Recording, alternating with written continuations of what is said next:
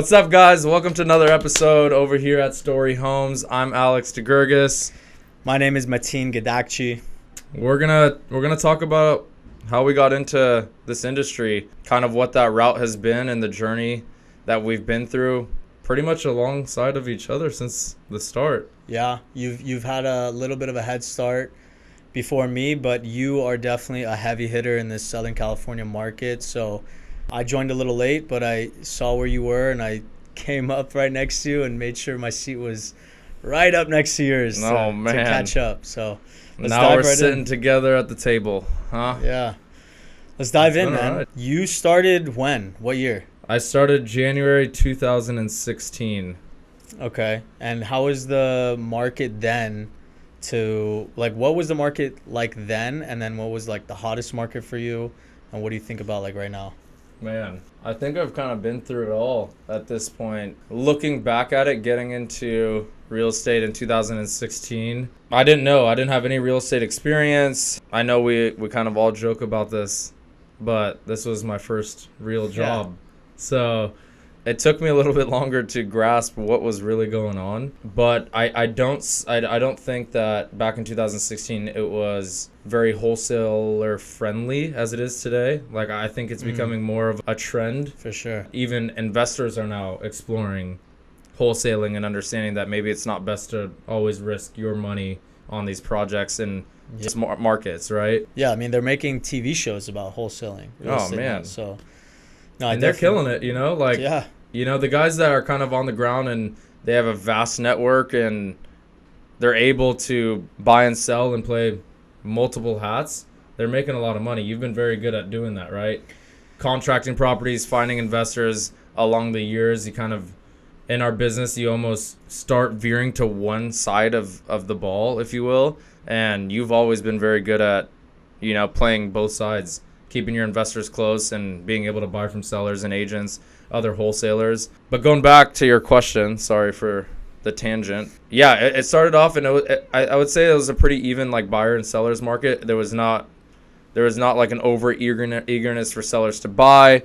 There wasn't a tremendous amount of investor demand, right? I think just like any other product, if it's cheap enough, there was always a buyer for it. Yeah. As we approached 2020, 2021, that was probably the craziest market we might ever experience. Yeah, that's why I feel like people like us, like we always, for people like us, it doesn't matter what the market's like. We'll find our way, we'll make our money, we'll do our deals. But let's definitely talk about 2021, 2022, because it was a crazy ride. You did what? You did how many units? I did 52 deals that year. 52. I remember I did 51, and you beat me by 1 unit. I was so pissed. But yeah, man, what a crazy year that was. It really was. It felt like anything that you got under contract was selling. Yeah. Like we were in like this perfect abyss where sellers' expectations were kind of a few years back, where they're not kind of, let's say, unrealistic with their number and more willing to give on price. Yeah. And the buyer's market was just the hottest the country's ever seen. Oh, absolutely. I remember buying deals. I was even telling Vessi, like, every time we were comping out a deal, automatically we were just adding 20 to 30K on the ARV. Yeah. And then the buy price, I mean, we were just shooting people out the water because we were offering over ask on almost everything and being extremely aggressive, because the agents, on the other hand, they felt the market too, and they wanted to sell these listings because they had more coming and their pockets were getting filled. So we used to just call them and, you know, try to strike a deal before it would actually hit the market, before it would go live on the MLS. And yeah, we contracted a lot of deals like that, and they all went over asking. And yeah, everyone was fed for sure. It was a good year. Absolutely. That's something I actually quite often forget, is like how much we banked on appreciation when running our numbers. Oh yeah. Because like even comps of like 3, 4, 5 months before was dated. By the time those guys went to market, it was not only dated. Yeah. By the time, with all the combos I was having with my investors, by the time they would buy it from us and relist it, there was already multiple sales above asking in the neighborhood, and they were just caking off that appreciation. Yeah, so it was a fun year. And then I think around like 2023 going into 2024, the market kind of shifted a little bit. It got a little bit stale. We still did a bunch of units, but it wasn't as much. And then a lot of people started, the scarcity of properties coming to market was a real thing. So instead of selling to us quickly, they wanted to sit on the market to see how much they could get out of that listing, rather than, you know, going to us with a quick cash offer. They wanted to see what was the most price they could get. But on the back end, that's exactly what we did with our buyers as well. So yeah. And it was kind of like, looking back, it feels like it kind of tapered off a lot quicker than it did. I felt like we really had it from 2021 to 2022. Yeah. Where, I mean, I feel like I haven't worked that hard. You know, like, as you get more experienced, your network gets more vast, you will start working smarter. I think in those 2 years, I probably worked the hardest. Yeah. Actually, I have a story that's a testament to those times. You bought a deal. It was in Dana Point. I sold it to my investor, and he offered over asking through our company. He bid up. He got the deal. He was hyped. I was hyped for him. It was a fire deal that you bought. But there were some unpermitted additions. And after he closed on the deal, my investor called me. He's like, hey, man, I'm having trouble with the city getting these permits done, blah, blah, blah. I was trying to help him get through that whole process. The market was so hot. He fixed it up, put it back on the market, told all the buyers that there's unpermitted finishes. The buyers on the back end, the end buyers, didn't care. The market was so good. He did such a good job on the rehab. He got a crazy deal on the house too. And it was a property that he thought he was going to lose money on. And he ended up making like 100+K. So wow, that was a dub. You bought that deal. That was a good one. I remember that. Remember the golf simulator? The golf simulator. I should have took that thing, man. We messed up on that one. I know. That was a 20K golf simulator. The seller left. He wanted us to take it for, I think, 3K. And none of us had space for it. Oh, what a deal that was. Yeah, we messed up. I know. Well, I'm sure we'll find some more golf simulators. Yeah, let's talk about your craziest escrow. What's the longest escrow you've been in, and why? Or we could, I would say, I mean, dude, I have crazy escrows. I've got long escrows. I mean, I've dealt with a lot of wholesalers and direct to seller. Yeah, you have, for sure. You're good with the wholesalers. So you get the worst of it all, right? Like, you don't have a professional licensed agent coming in and kind of shoving the seller to the finish line. You're kind of taking place and doing that on behalf of the wholesaler 90% of the time, right? Yeah. I mean, I've got stories for days. Yeah, I never liked working with wholesalers, and the reason being is because as professional as we are and the level that we do this at, other wholesalers don't. So every time I would work with one, it was a training process of me teaching them how to wholesale almost. And I hated it. They would get the deal and send it to me, but it was the sloppiest contract. They didn't have the right terms. I had to go back, renegotiate for them on their behalf. I would get pissed off.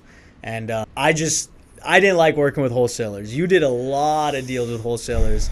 I personally liked working with agents and getting deals off market. And many times have I entered in a contract that was supposed to be delivered vacant. Yeah. And I'm out there on a Tuesday at 6 p.m., driving 2 hours each way to negotiate a cash for keys, or Venmo them or Cash App them to go into a motel for X amount of days so we can get this closed out, and I loved it. Like, I am a deal junkie, like the crazier of a deal it was, like, the happier I'd get after I got it closed, because it was just like another notch on the belt. And I felt like there's literally nothing that can come up in an escrow that will faze me. I mean, we've done hundreds and hundreds of deals at this point. Like, we just don't get surprised anymore. It's like the final question we ask ourselves is like, can we close it or not? If it's a matter of time, cool. And if we can't close it, it's not a big deal, Yeah, actually, like, some of my agents will come up to me with the escrows that they're in, and it's like,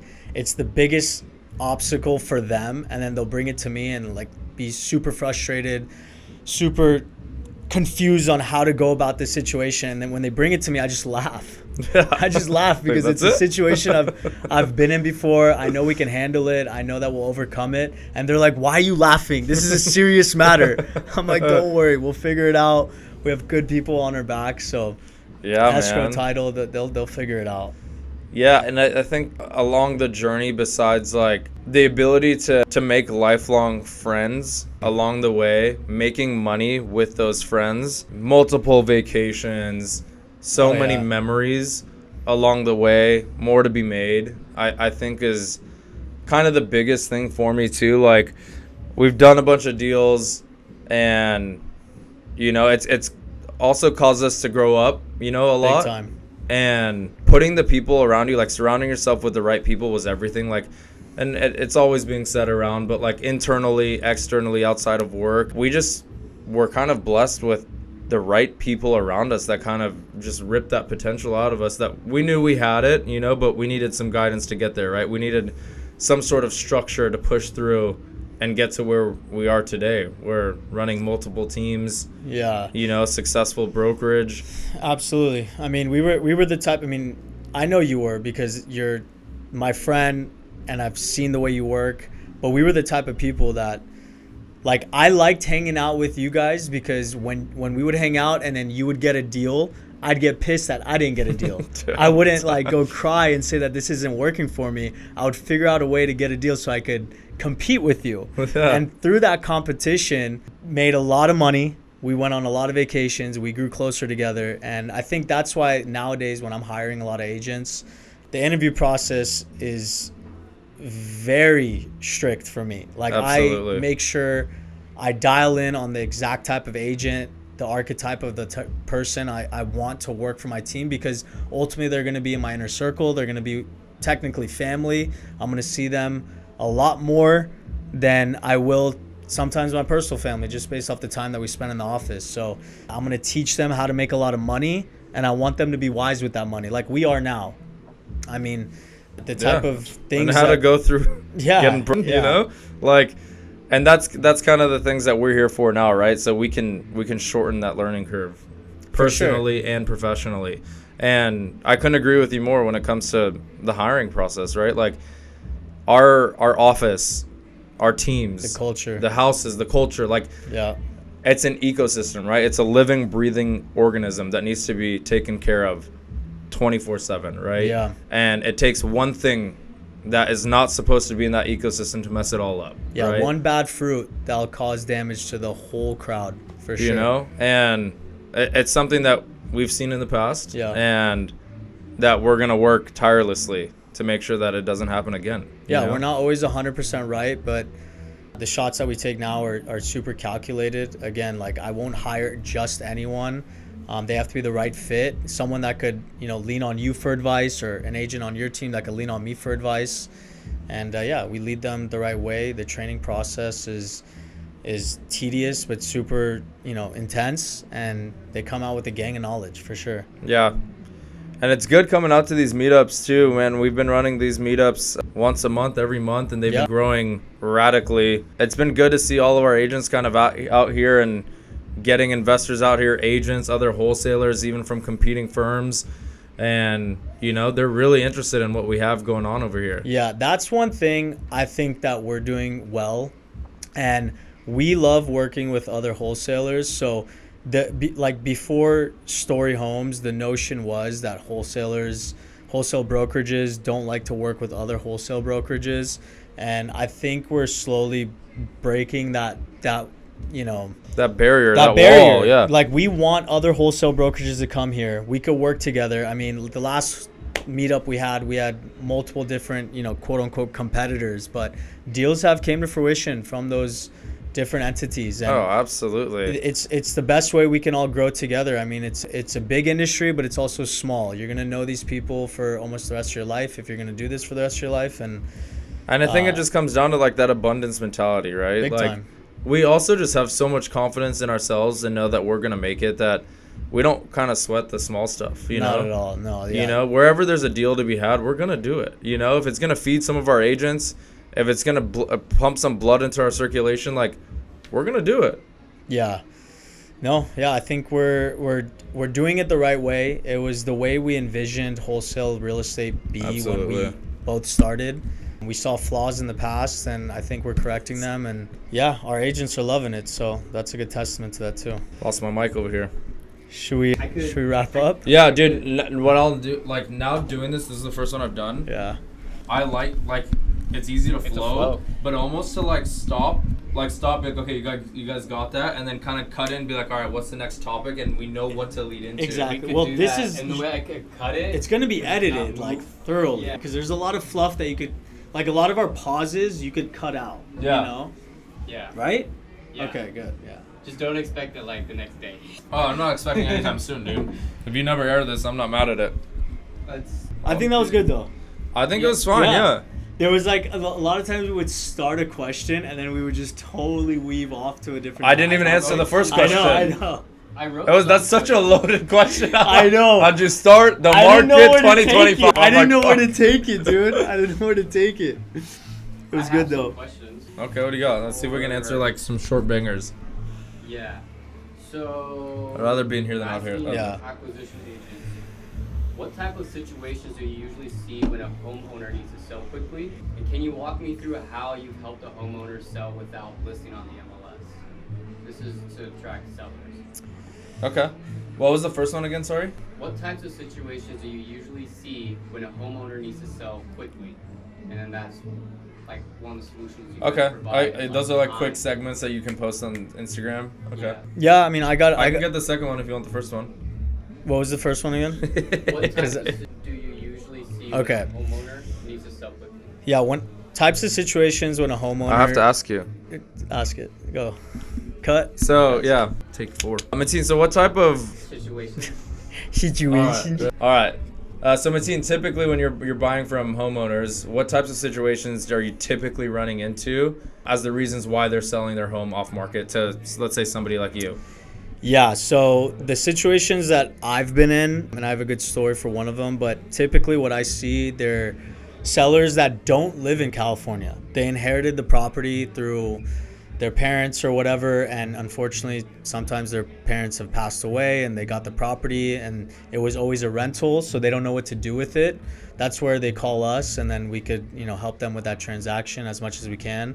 The one situation that I helped the seller out was we were calling tax defaulted leads, and this one lady was getting a divorce, and her and her ex-husband were late on tax payments, and so I called them, and before the property was going to go through foreclosure, they ended up agreeing to a price that made sense for both of them to get a payout.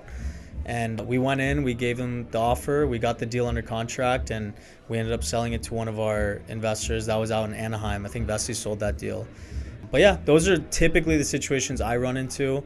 People that inherited properties, or they haven't made their mortgage payments or tax payments, and they call us for assistance. Yeah, not necessarily where the house is actually distressed, but they may be in a distressed situation. Yeah, that's actually more so what I've dealt with. Distressed situation rather than distressed property. It always leads to the property not being cared for. Mm-hmm. And that's where we could, bring our value as well. So that's my situation. Yeah, and it's a win-win. I know there's like a lot of negative connotations to like selling off market, and they feel they're not getting the full value for their houses, right? Yeah, but I don't buy into that. I also think value is perception, right? Like it could be something that's quick and easy for them. Maybe they don't want neighbors to find out. Maybe it's a sensitive family situation, right? Where value is not just finances, right? It's consideration, it's time, and that's where we've been able to add a lot of value to these homeowners, right? Because there's a lot that goes into listing your property. Big time, yeah. It's a grueling process sometimes. Multiple buyers, need to fix the home. Yeah. Longer escrows, loans fall out. You never know. Yeah. Yeah. What's the next question? Very good. Very good. Hold on. Yeah. A little sippy sip. That was really good. How fast can a homeowner realistically expect to sell working with you and your team? I'll ask this question. All right. Oh, wait. We skipped the second one. What was the second one?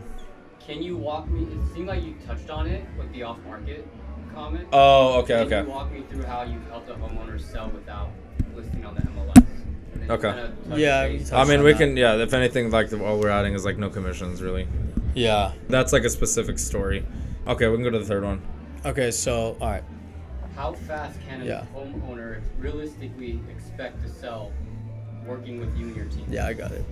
All right, Alex. So realistically, when a seller calls you let's assume the house is vacant, or actually let's just either vacant or there's tenants in the property and they need to sell quick. Realistically, what kind of answer are you giving them, not to overpromise and underdeliver? I think it's relative to the complexity of the deal. Yeah. So True. I'll kind of talk that out with them, right? And from an investment standpoint, price is everything, right? Mm-hmm. You want me to move quicker, the price needs to be better. We've dealt with every single situation, I'd say, at this point over the years between all of us and our experiences. Yeah. There is no real blanket answer, but I can pretty much estimate what it's going to look like as far as closing, right? We've dealt with squatters. We've dealt with probates. We've dealt with tenants. We've dealt with, sellers that sign a seller in possession and they don't get leave. Out of the property, Oh you my know? God, yeah. And money is released and now the buyer's having to evict them, right? So there's no blanket answer, and I always tell them, like, hey, I'm going to do my due diligence as best as I can. I'm very efficient in what I do. I access the property 1 to 2 times in an escrow period, and I'm out of your hair, right? Yeah. Like, if I get the number that I need, I make this such a seamless transaction for you that you're going to want to sell me another house you don't have. Absolutely. Yeah. No, the fastest I've definitely, traded a home was 4 days. The house was vacant, though, and it was a cheap price point. So, cash buyer was secured. Cash was dispersed in escrow on the 3rd day, and we recorded on the 4th day. So, seller was super happy, left a great review, came back to us with another property that they had. So, and this happens a lot. Like, we have people that, they may circle the property around to us the first time, right? And maybe, we're a little bit lower than what they're looking for. So they shop it, then they go to someone else, right? And they overpay for the property. They either ask for a big reduction, they string them along, they don't put deposit in, they don't close on time. And look who I'm getting a call from 2 weeks later, right? And I need you to close in 4 days. Yeah. Right? And that's where we get all the value, right? And we're able to do that. Countless times have we closed in less than a week before, with sight unseen, with squatters, and it looks like there's foundation issues from the front, you can tell, right? But again, like we said, it just comes down to the price, knowing our numbers, knowing our market, and not over-promising, right? Like, letting them know, honestly, the probability. Like, if they do want us to come up in price, like, hey, I'm going to try my best, but I really want it at this price. That's so true. Yeah, no, literally right before getting in this podcast room and starting this podcast, I sent an offer about a month ago on a property in South LA in Denker Ave, and we missed out on it. They went with a higher offer. Those buyers ended up asking for a massive reduction, started playing games in escrow. He just called me this morning, said, hey, if you're still interested, can you come up on your price? We're going to fall out of escrow with these buyers. I said no. I was like, no, the reason I offered you this price was because I know I'm going to close on it. So we're about to get the offer accepted, and we're going to trade that property too. So yeah, and there's got to be some, I feel like, level of comfort and confidence when you call that investor back, and they're just very stern on their numbers. And they're like, no, I ran my numbers. This is where I'm at. I don't like succumb to the emotion of a bidding war or another property, right? Like, you took it away from me once. I'm not going to come up just because I have an opportunity to buy a home, right? I'm disciplined. I do a bunch of deals and I know my market, and I'm not going to get pushed around, just to get into escrow, right? Yeah. No, for sure. I mean, at this point of our career, I think the biggest thing we learned was never to overpromise and underdeliver. Like, I always like to do the exact opposite. I know when we have a lot of fundings coming up in a week, I prep the sellers to let them know, be like, hey, I just want to let you know this might go over the close date a couple days or sooner. And I always try my best to get it sooner. And when it does happen, I always look like the good guy. But, there are times where it doesn't happen, but we try our best to make it work for them. Yeah. That's such a huge thing. Yeah. Just setting expectations from the jump. From pretty much that first outreach, all the way through escrow and to closing. There's nothing that anybody appreciates more than communication. No, yeah, us too. Like, when the sellers are communicating with us and they're being transparent, there's a lot of times where we'll get into escrow and then the seller's not answering. I'm like, hello, are you there? You got to sign some escrow docs. Do you want your house sold? Like, what's going on here? Yeah, that red flag search and title. Yep, and then we find out. Fraudonia. Some random dudes signed this contract. That's good. All right. One more? What do you got? Let's run it. Yeah, I feel like at this point of this convo, like, this is good for clips. Yeah. 100%. You know, yeah. You gotta clip this up. It's hard to, like, when you're personally rambling, there's like so much to talk about. Dude, it's hard to get it out. Exactly. And that's why people have scripts. Yeah. Makes sense. We should do that. What advice would you give a seller who's unsure whether to go with a traditional agent or selling directly to you? Okay. All right. Yeah. What other ones you got? I mean, We kind of touched on it a little bit. I could give a good answer to that for the Instagram though, for our content. Ask me the question. I'll make it short. Okay. What was the question again? Sorry. Why would a seller, like, what would you say to convince a seller to go with you versus a retail agent? Yeah. Okay. Matin, Yeah. we kind of talk about this, and it's part of our negotiation when we're dealing with sellers and direct homeowners. What is kind of your go-to when you're dealing with sellers in a negotiation tactic to want them to sell to you directly instead of going to market with a listing agent and Great signing question. a listing agreement? Yeah, well, first and foremost, every time I'm with a seller, for the most part, I give them my honest opinion, which is listing on the MLS will 9 out of 10 times get you the most money for your property.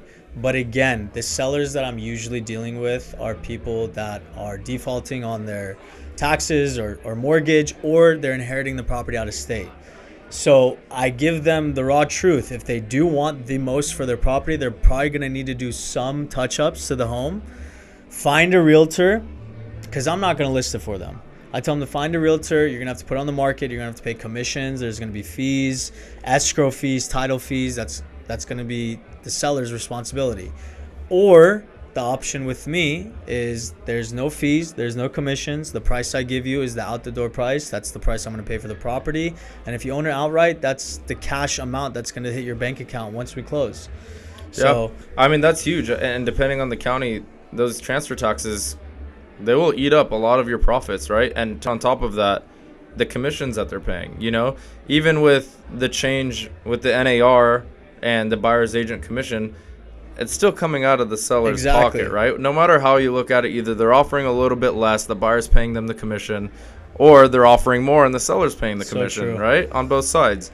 So I that's a very honest and transparent approach that, you know, allows you to I think reason with them at a level that, you know, this person's coming to me as a professional, and they're letting me know I do have other options. They're not just greedy and telling me like, no, I'm the only option for you. And that probably gains their trust pretty much immediately from them, that you're able to tell them like, hey, I'm probably not your best option for the highest net profit, right? But I bring value by closing quickly, cash. I'm paying all your closing costs, and you don't owe me a dime in commissions. Yeah. And for the out-of-state people, good luck finding a realtor out here. I mean, yeah, you can do it, but then you have to manage them. You don't know who's going in and out of your property. Are you flying back and forth? I mean, it's kind of a lot. It's a headache. And if you haven't sold a property before, it could be a little overwhelming. Yeah.